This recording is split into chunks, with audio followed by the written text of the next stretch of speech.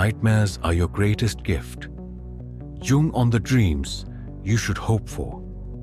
Have you ever woken up in a cold sweat, heart pounding, terrified by a nightmare so vivid it felt completely real? I know I have.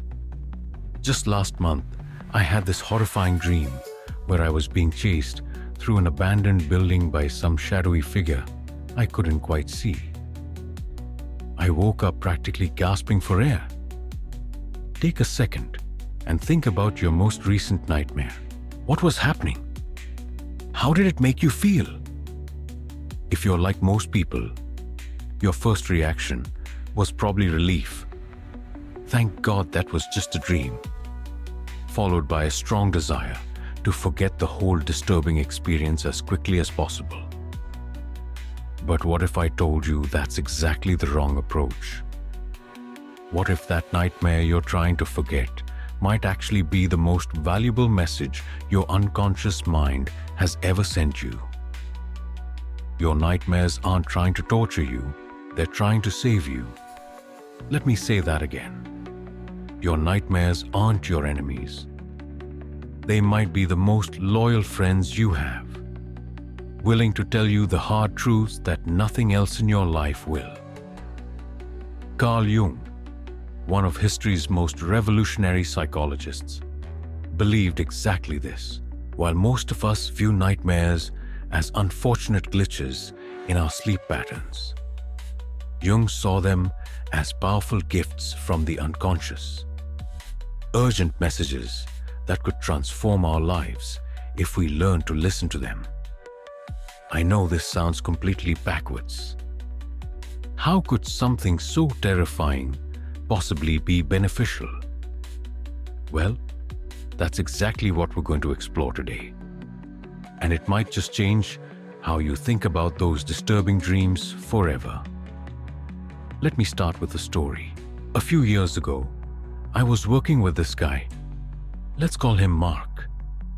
He was successful, well-liked, the kind of person who seemed to have it all together. But he kept having this recurring nightmare where he'd discover a hidden room in his house filled with rotting garbage, dead animals, and other horrifying things. In the dream, he'd realize with horror that he'd somehow forgotten about this room for years, allowing all this decay to build up. Mark's first instinct was to dismiss these dreams as random nonsense or maybe stress from work.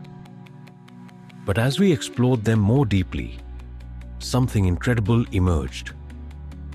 These nightmares were showing him something vital about his life. Specifically, how he'd been ignoring his negative emotions for years, always maintaining a perfect exterior while pushing any anger, sadness, or resentment into a hidden room in his psyche. Just like in the dream, this neglected emotional space had become toxic over time, and it was starting to affect his health, his relationships, and his sense of authenticity. This is exactly what Jung discovered in his decades of working with dreams, that nightmares aren't random. They're precisely targeted messages about aspects of ourselves or our lives that we're neglecting, denying, or refusing to see. And they come in such frightening packages precisely because they need to get our attention. But to understand why nightmares are so valuable, we first need to understand Jung's broader view of dreams and their purpose. Unlike Freud, who viewed dreams primarily as disguised expressions of repressed desires, Jung saw dreams as natural communications from the unconscious mind to the conscious mind. Their purpose isn't to confuse or deceive us, but to balance and complete our conscious perspective by showing us what we're missing. Think of it this way. Your conscious mind has a limited viewpoint. It focuses on certain aspects of reality while filtering out others. This selectivity is necessary for functioning in daily life, but it creates blind spots. Your unconscious mind, which processes vastly more information than your conscious awareness, attempts to compensate for these blind spots through dreams. Dreams, Jung wrote, are impartial, spontaneous products of the unconscious psyche outside the control of the will. They are pure nature. They show us the unvarnished natural truth and are therefore fitted, as nothing else is, to give us back an attitude that accords with our basic human nature. Dreams show us the unvarnished truth about ourselves and our situations. Not the truth as we wish it to be, but as it actually is from a deeper perspective. So where do nightmares fit in this picture? Jung saw nightmares as especially important dreams that appear when our conscious attitude is dramatically out of alignment with our deeper reality.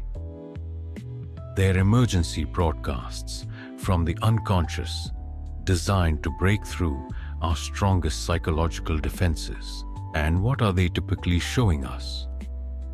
Most often, they're revealing what Jung called the shadow, the parts of ourselves that we've rejected, denied, or pushed out of conscious awareness because they don't fit with our self-image. Think of it this way. We all have a shadow. It's not some mystical concept. It's simply the parts of yourself you don't want to admit are there. If you think of yourself as a kind person, your shadow contains your capacity to be cruel. If you see yourself as logical, your shadow holds your irrational side. We all have these rejected parts, and they don't just disappear when we ignore them. You know those people who insist they're the nicest person ever, but then explode with rage over tiny things? That's their shadow leaking out, because they won't acknowledge that angry part of themselves. The problem is, whatever we push into our shadow doesn't just vanish. It actually gains power over us. The more we say, "That's not me," the more it controls us from behind the scenes. This is why the sweetest people sometimes have the most violent nightmares, and why super-controlled individuals might dream of total chaos. I have experienced this myself. During a period when I was trying to be perfect and put together in every area of my life, I started having these terrible nightmares about being caught unprepared, showing up to give presentations completely unprepared, finding myself naked in public places, that kind of thing. My unconscious was basically saying, "Hey, stop pretending you have everything under control all the time. It's not true, and it's exhausting you." Unlike pleasant dreams, which we often enjoy but then dismiss, nightmares force us to pay attention. They create an emotional impact that's hard to ignore. Their disturbing nature is a feature, not a bug. They're designed to break through our resistance and make us look at what we'd rather not see. I remember another client who kept having nightmares about a black wolf attacking her. In waking life, she was the quintessential good girl, always agreeable, never expressing anger, constantly prioritizing others' needs over her own. As we explored the dream, she realized the wolf represented her own repressed anger and capacity for self-protection, qualities she desperately needed to integrate as she was being taken advantage of in several relationships. The nightmare wasn't her enemy. It was her ally, showing her a power she needed to reclaim. Once she began acknowledging and integrating her capacity for healthy anger and boundary setting, the nightmares transformed. The wolf still appeared in her dreams, but became a protective companion rather than a terrifying attacker. This transformation is absolutely fascinating to me. When we acknowledge and work with what our nightmares are showing us, the dreams themselves actually change. The monsters become less threatening. The disasters become less catastrophic. It's like your unconscious is saying, "Great, you got the message. Now I don't need to scream at you anymore." Have you ever had a recurring nightmare that eventually changed or stopped? What was happening in your life when it finally shifted? Drop it in the comments. I'd love to hear your experiences with this. But nightmares don't just show us our personal shadow. They can also reveal collective and cultural shadow elements that we're participating in without realizing it. For example, in the years leading up to World War II, Jung noticed a disturbing pattern in the dreams of his German patients. Many were having nightmares of flood, fire, and blood. Apocalyptic imagery that Jung recognized as the collective unconscious registering the building catastrophe before it fully manifested in external reality. These collective nightmares were showing the shadow not just of individuals, but of an entire culture. The destructive potential that was building as certain aspects of human nature were denied and projected outward onto scapegoated groups. In our own time, recurring themes in nightmares across many people might similarly point to collective shadow aspects that need attention. Perhaps our relationship with technology, our disconnection from nature, or the consequences of valuing productivity and consumption over connection and meaning. By paying attention to our nightmares, both personal and collective, we gain access to critical information that can help us correct our course before unconscious forces manifest in destructive ways. What's truly mind-blowing is that modern neuroscience is now backing up what Jung discovered through his clinical work. Recent studies using brain imaging have shown that during REM sleep, when most vivid dreaming occurs, the emotional centers of our brain are highly active, while the rational, logical centers are relatively quiet. This unique brain state allows emotional content that's been suppressed during waking hours to finally process and integrate. Dr. Matthew Walker, a neuroscientist at UC Berkeley, found that dreaming acts as a kind of overnight therapy, helping us process difficult emotions in a safe space. Nightmares might be this process working overtime when we have particularly challenging emotional material to integrate. Another fascinating study from 2019 found that people who frequently remember their dreams show more activity in brain regions associated with introspection and self-awareness.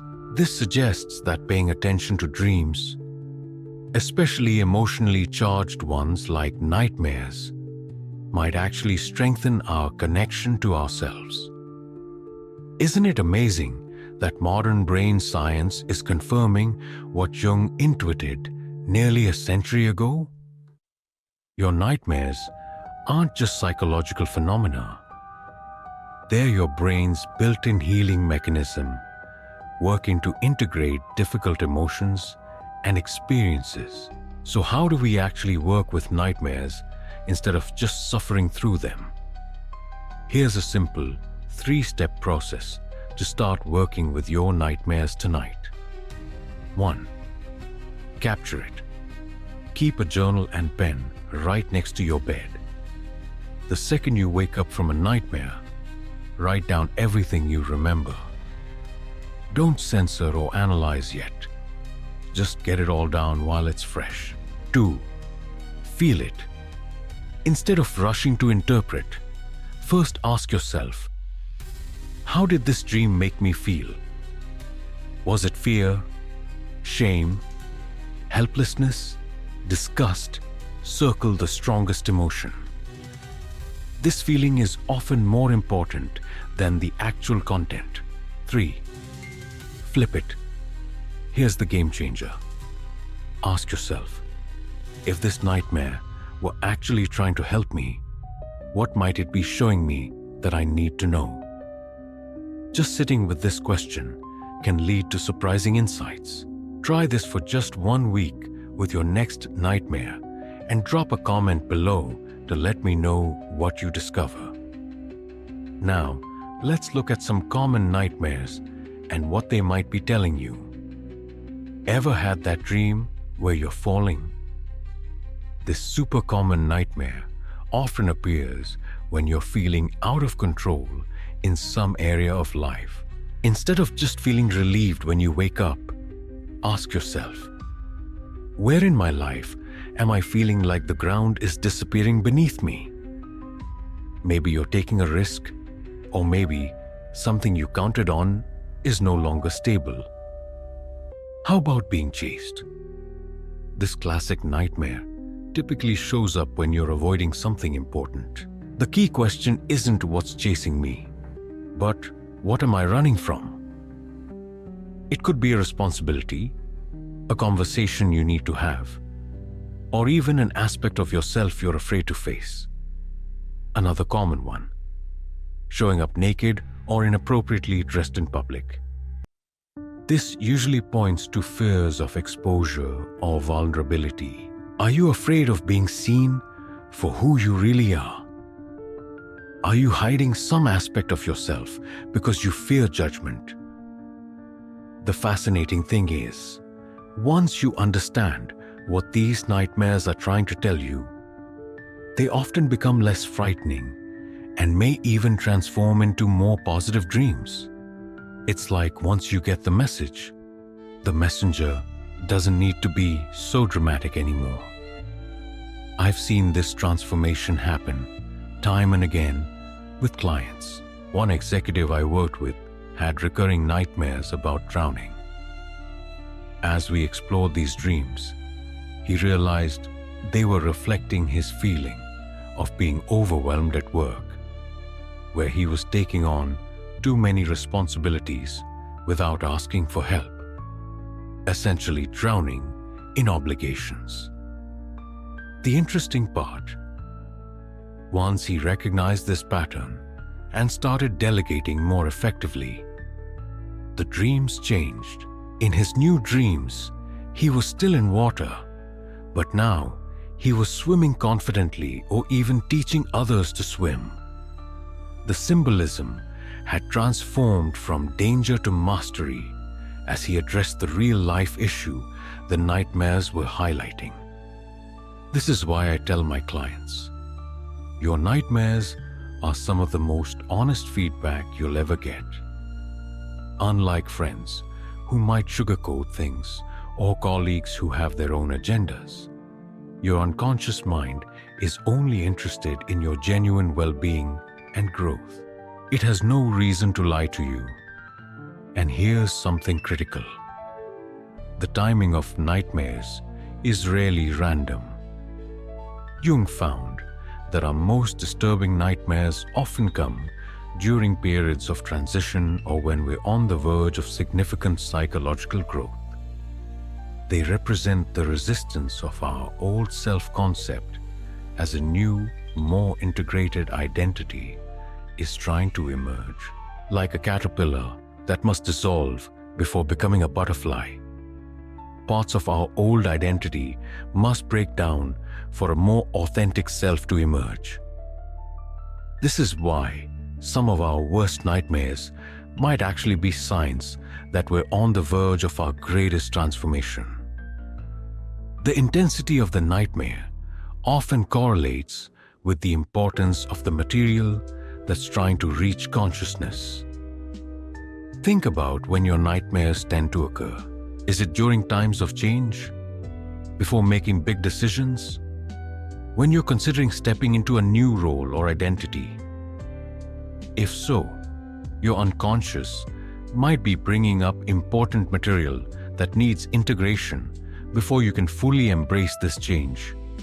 You need to hear this. If your nightmares have been particularly intense lately, you're not falling apart. You might actually be on the verge of a breakthrough. The psyche doesn't bring up difficult material when we're fragile. It brings it up when we're ready to deal with it, even if we don't consciously feel ready. Of course, it's important to note that not all nightmares fit neatly into this Jungian framework. Some may be influenced by physiological factors like sleep apnea or medication side effects. Others, particularly in those who've experienced trauma, may be the psyche's attempt to process overwhelming experiences. These deserve their own specialized approaches and sometimes professional support. But even nightmares with physiological components or trauma connections often contain meaningful psychological content when explored with appropriate care and timing. The form the nightmare takes, the specific scenarios it creates, are rarely random, even when the timing or intensity might be influenced by physical factors. What's most remarkable about Jung's approach to nightmares is how it transforms our relationship with our most frightening dreams. Instead of seeing them as unfortunate disturbances to be avoided, we can recognize them as opportunities for profound insight and growth. This shift in perspective doesn't make nightmares less uncomfortable in the moment. They're still disturbing by nature, but it does give meaning to that discomfort, a purpose that makes it more bearable and potentially even valuable. I've had clients tell me that after working with their nightmares from this perspective, they actually found themselves looking forward to their dreams, even the challenging ones. Instead of dreading the night, they became curious about what messages might come through and what they might learn about themselves. This attitude, curious openness rather than fearful avoidance, itself represents a profound psychological shift.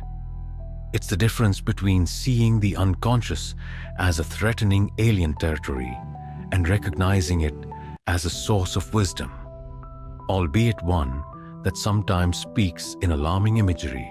Jung himself described this shift in his own relationship with dreams. I have learned to take dreams seriously and to distinguish between the dreams that have to be interpreted on the subjective level and those that have to be interpreted on the objective level. When I take a dream as an objective statement, I assume that it does not tell me what my unconscious is doing, but what it is trying to say. This approach, taking dreams as meaningful communications rather than random noise or simple wish fulfillment, was one of Jung's most revolutionary contributions to psychology.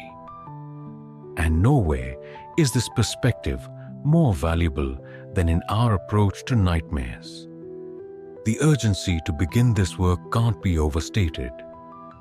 Each time we dismiss a nightmare without engaging with its message, we're ignoring a crucial opportunity for growth and integration. These opportunities don't keep presenting themselves indefinitely. If we consistently ignore the quieter messages from our unconscious, it often has to shout louder, sometimes through psychological symptoms or life crises that force us to pay attention. Why wait for that to happen? Your nightmares are already offering you a path to greater wholeness and authenticity. All you need to do is start listening. So the next time you wake up shaken by a disturbing dream, consider the possibility that you've just received a valuable message from the depths of your psyche.